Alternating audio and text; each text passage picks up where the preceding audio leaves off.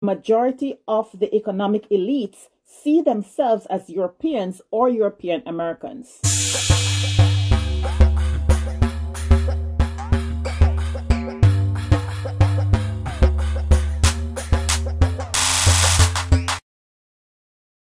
This is partially correct to say Jamaicans are waking up, but I would say there are one group of people who have always been awake, Rastafarians. Rastafarians have always been telling us this. I'm not saying anything that's new. I've been taught to shut down these people whenever they speak, but they've always been telling us these facts. Let me read a short passage for you.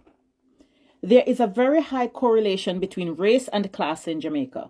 This race-class relationship is politically and culturally intensified on account of the fact that a large section of the Jamaican ruling class is actually foreign.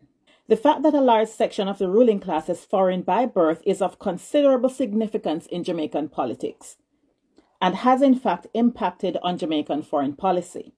Surveys by Bell and Gibson have found that the majority of the economic elites see themselves as Europeans or European Americans. Economic elites have great access to the state apparatus, gives them considerable influence in the making of public policy, foreign policy included. Secondly, the cultural values of the foreign elite, in conjunction with the acceptance of these values by the local elite, and coupled with the influence of the recognized churches and foreign media, especially American TV, became a major force in defining what Jamaica is and is not. These social forces have invariably seen Jamaica as a Western, Christian, and anti-communist country, which offers opportunity to all irrespective of race, class, or color. Obika Gray has referred to this representation of Jamaica as the ideology of exceptionalism. This book was written in 2001, and it goes into a lot of the history from the 50s, 60s, 70s as to how all of this came about.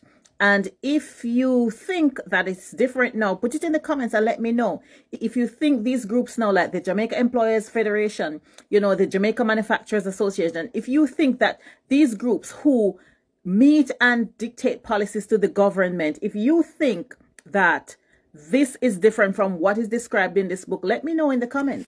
The name of the book is Counter-Hegemony and Foreign Policy, The Dialectics of Marginalized and Global Forces in Jamaica.